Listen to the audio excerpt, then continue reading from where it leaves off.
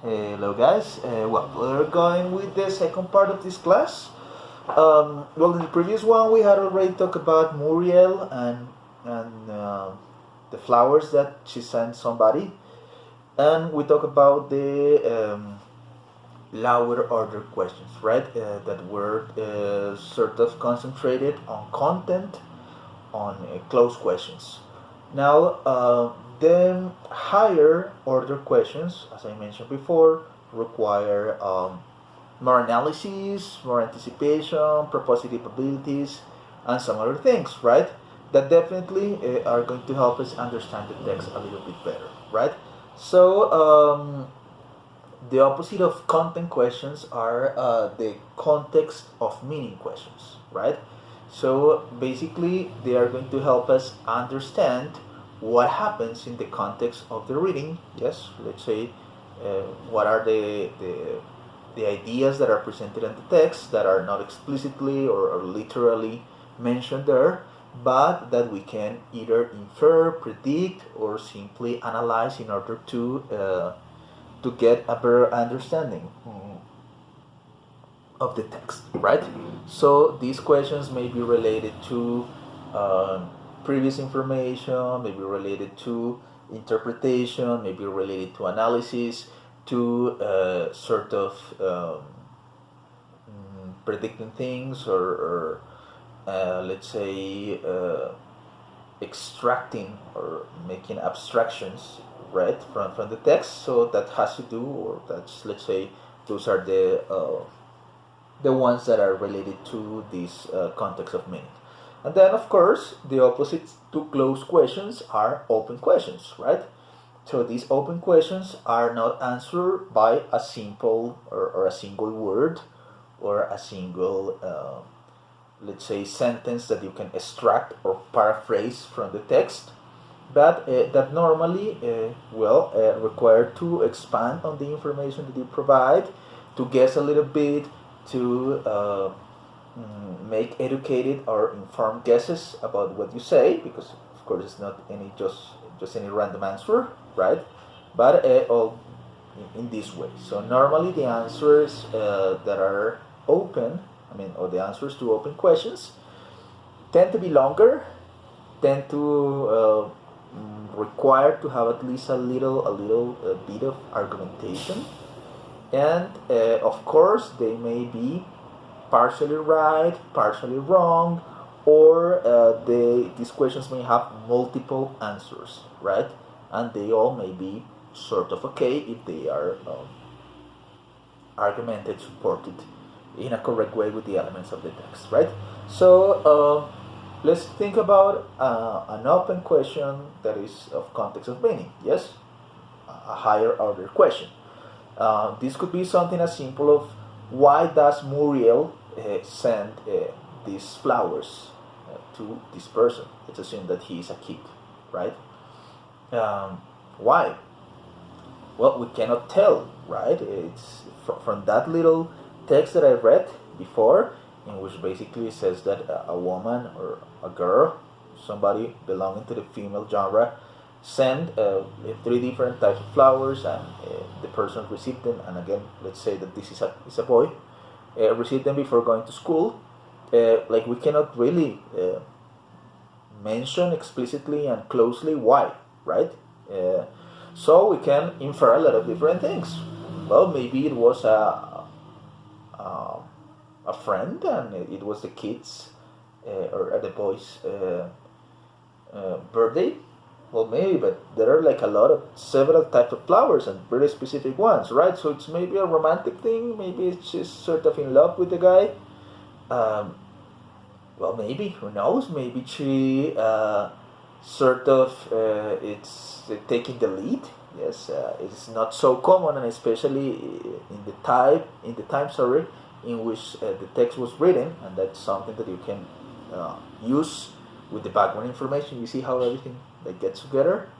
Well, it's not so common that let's say a woman or a girl has initiative in these romantic approaches, right?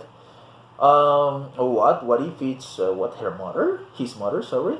What if it's an aunt Yeah, we don't know, right? So it's important that these open questions that are higher order and that are contextualized provide all this information. Yes, and it's not just like asking and randomly waiting for responses such as girlfriend, mom, uncle, aunt, sorry, cousin, or whatever.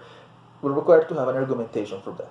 Yes, because otherwise it's just guessing, and that's not the point of the thing. Yes.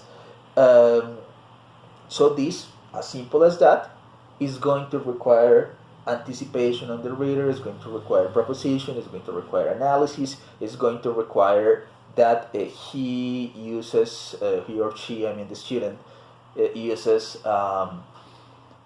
those resources that you hopefully manufacture so well, such as the study guides or the glossaries or the background information that you put together for him, for them, the maybe biographical information, all these different things may be a sort of asset or resource in order to be able to answer these questions, right? And remember, you don't want him to ask to answer the question per se. What you want him to do is to understand better, to be able to comprehend in a better way. What if we ask, for example, why do you think that the narrator was rushing for school? Yeah, well, that's another higher order, open context question. Yes, context of meaning question. Again, we can have here a lot of different speculation about it. Well, definitely because he was late, but why was he late? Yeah, because that's probably the most natural answer. Yes, he was rushing because he was late. Well, he woke up in a hurry. He woke up late. Maybe he spent a lot of time having breakfast. Maybe, I don't know, the water service was not active at the moment. There was a power failure. Maybe it was his birthday, and that is why he received flowers, and you know, his family was celebrating a little bit for him, and it was late. Maybe the school bus sort of passed through a little bit earlier today. I don't know, a lot of different things, right?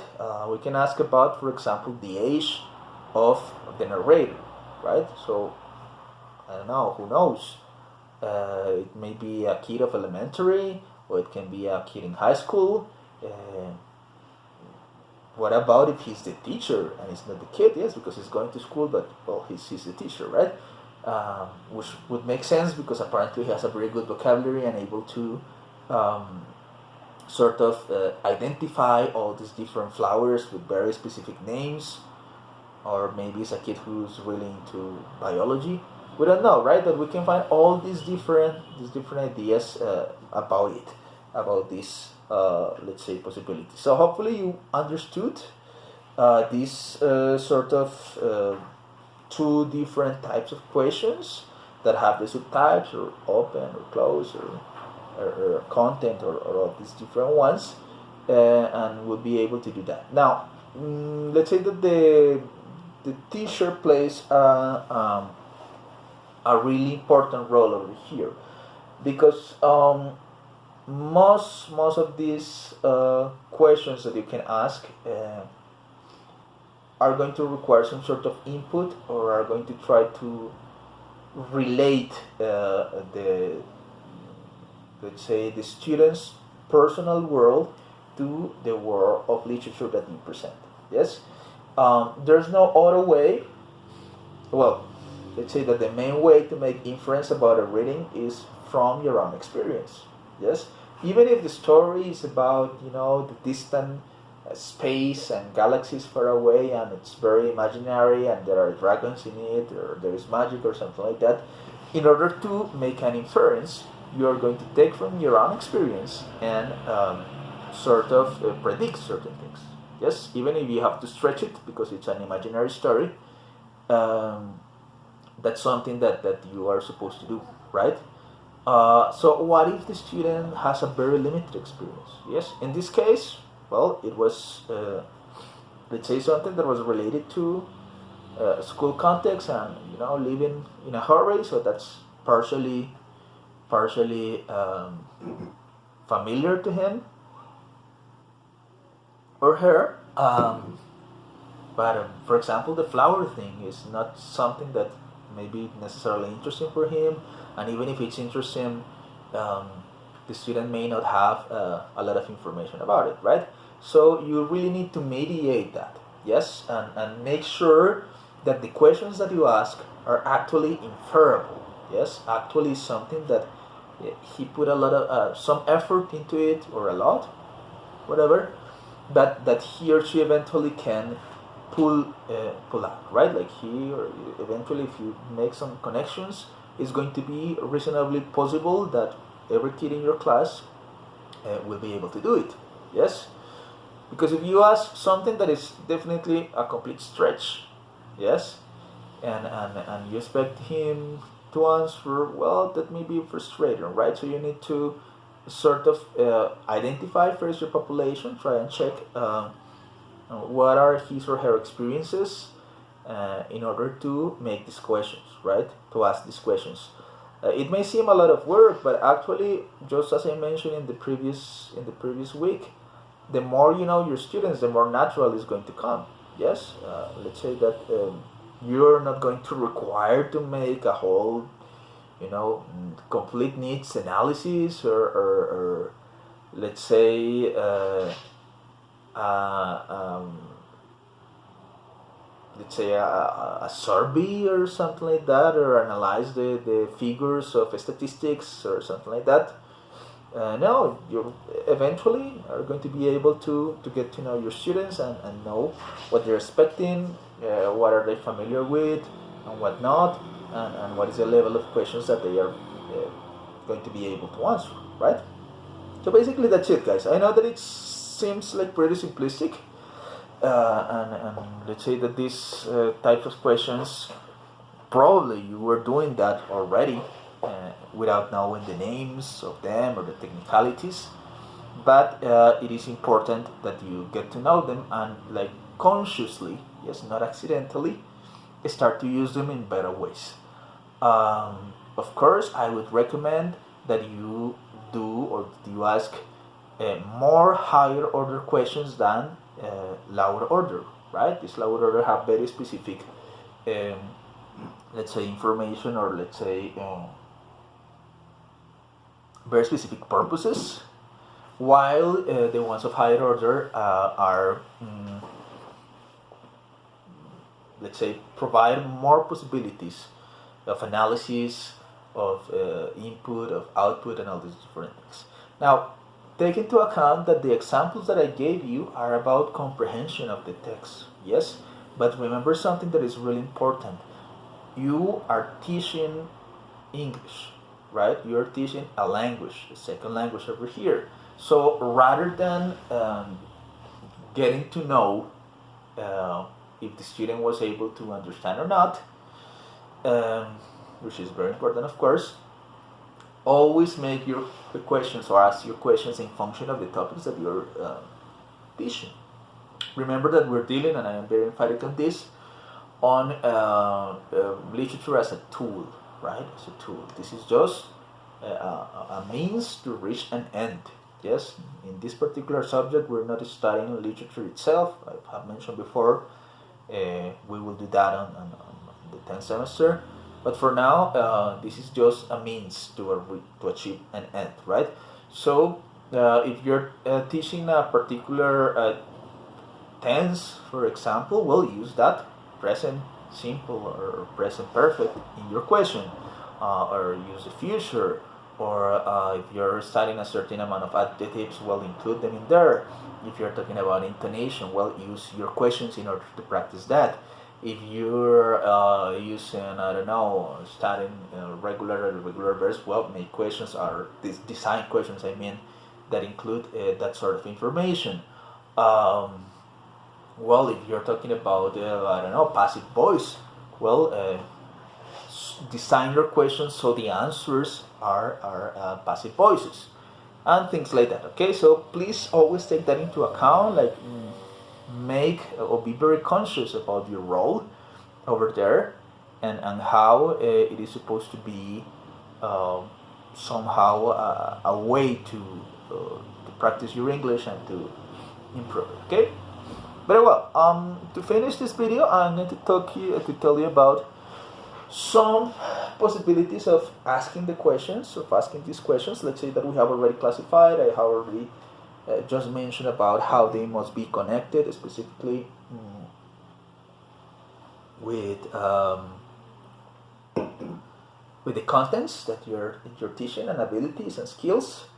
So let's see some methodologies. Right? I'm going to give you just a few.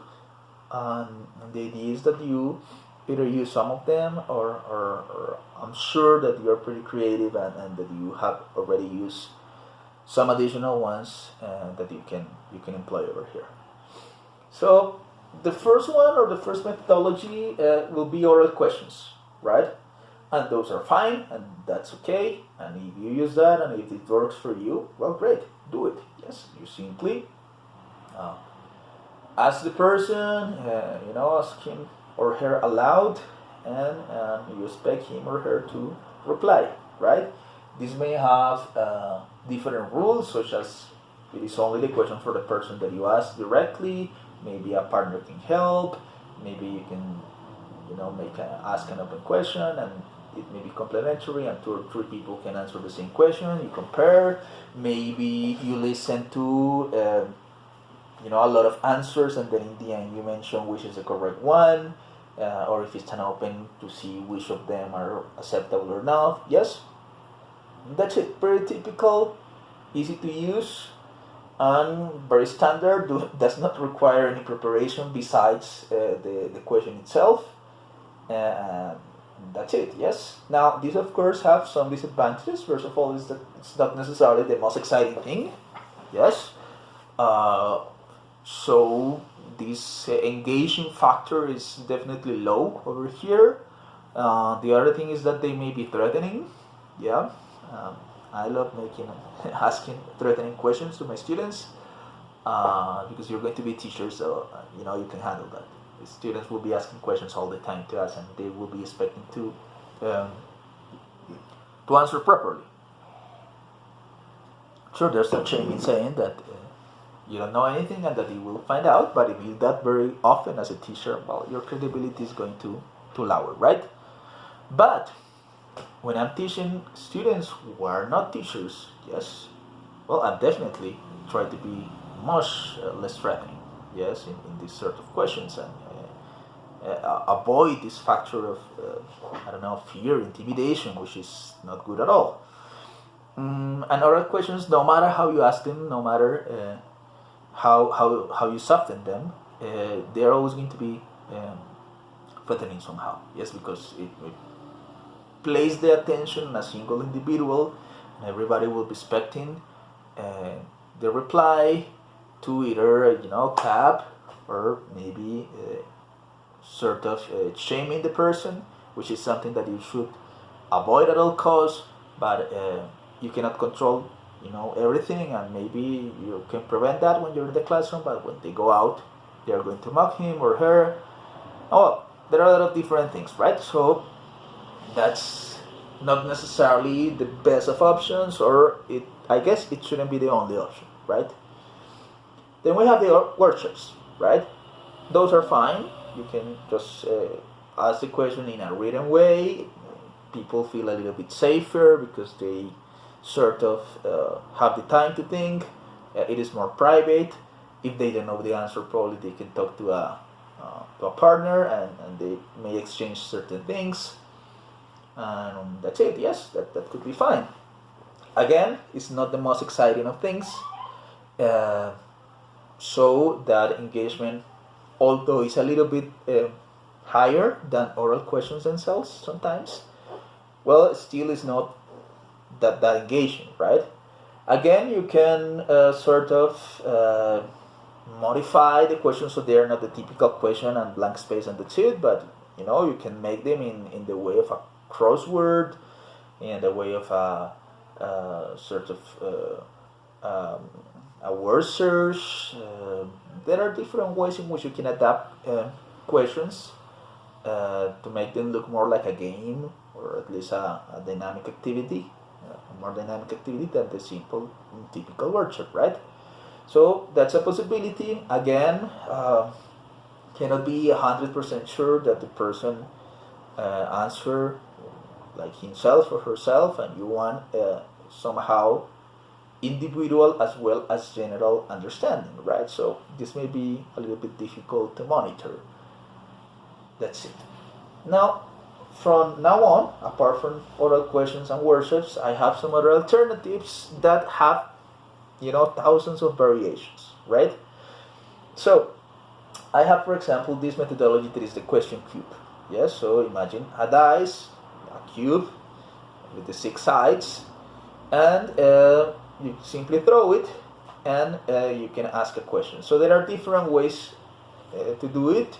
For example, you have an actual literal question on each side of the dice, and you throw it, and then you read it, and the person is supposed to answer, right? You can put or assign certain time limits or some other things to make it somehow more interesting, right? Now, instead of questions, you can put just numbers, the dots of each part of the dice, and then you read the questions from out loud, and in that way people do not see the question in anticipation and things like that. You can make it competitive, 2 groups or 3 groups, something like that. Good. Instead of dots, what you can put are like symbols, right? So for example, you can put, I don't know, a flower, a sun, a school, right, like representing death or something like that. And depending on what the person gets, so you can ask a question that is simpler or more difficult, right?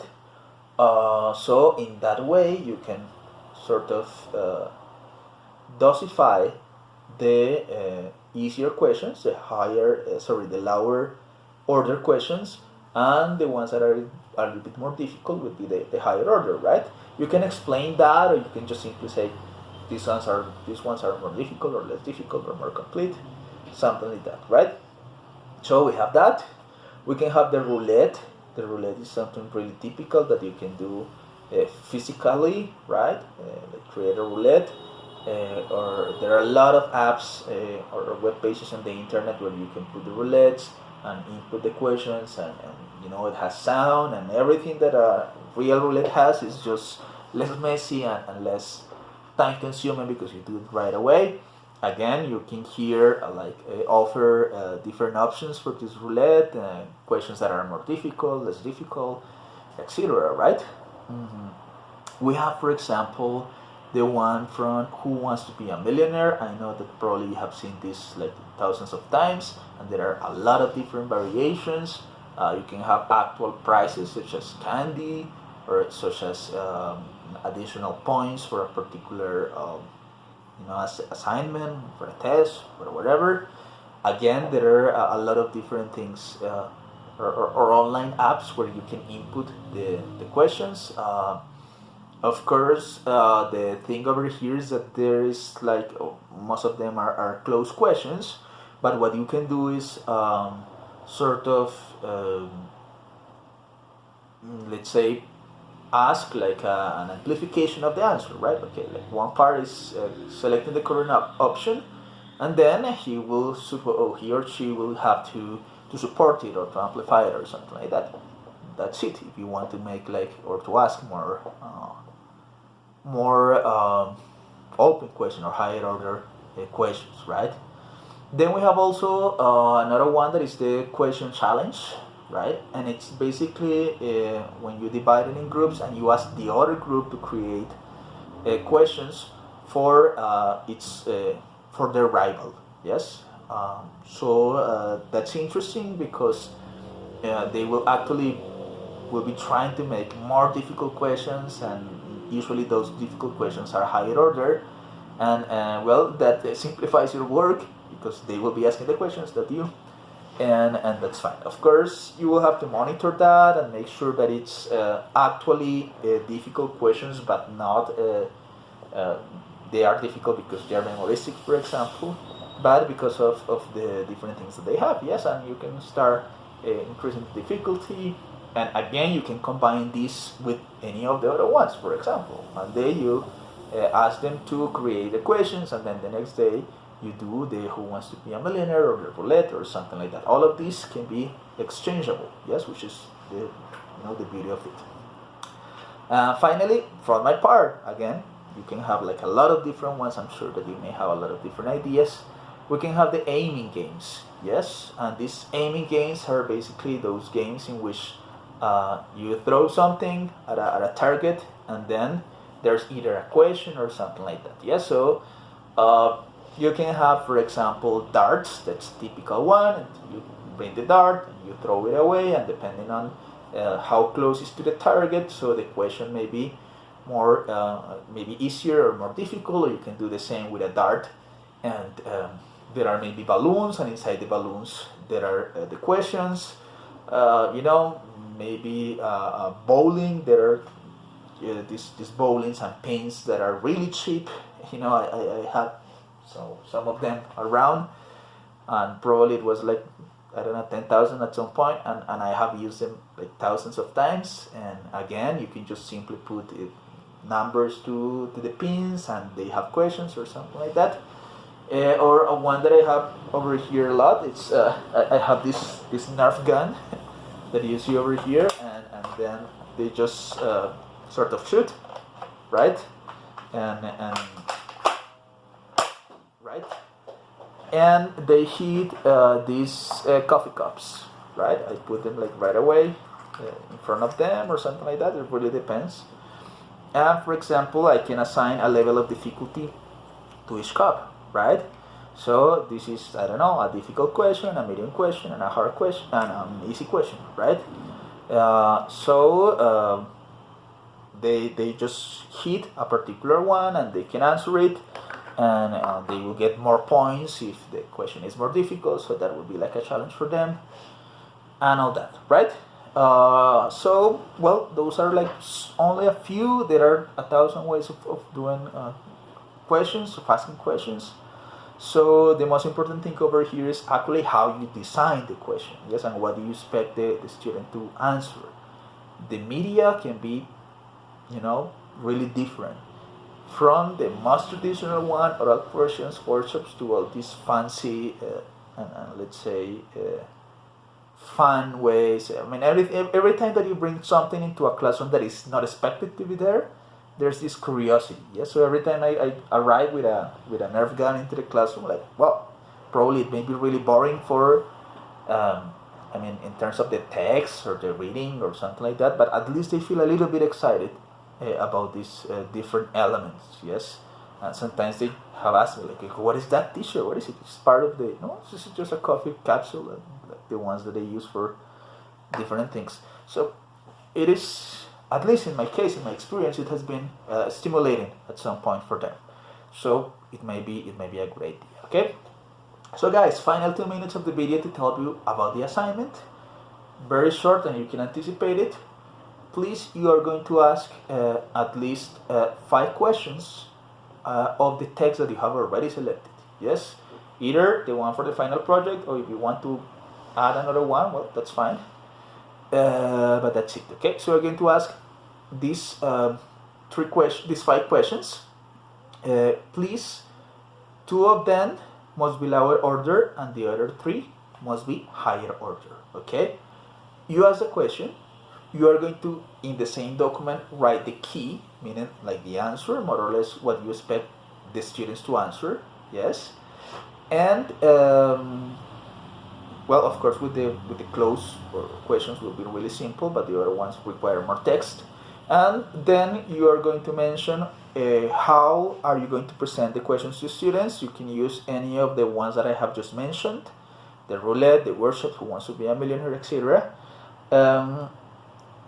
Or maybe an additional one. Okay, please remember that whatever you're going to do, you have to do it for real. Yes, so if you are going to say, I'm going to say the oral questions, okay, so write all the oral questions and how do you do it, and who would you ask to, and what would be the answer, and how many kids would you answer, and what will happen if they don't answer correctly, all these different things. If you say, okay, I'm going to do a workshop, you have to attach the workshop. I'm going to do the roulette, okay, please send me a link where I can see the roulette game and things like that. Okay, so hope it's clear enough. Thank you very much, guys, and see you around. Any other question, just let me know. Bye bye.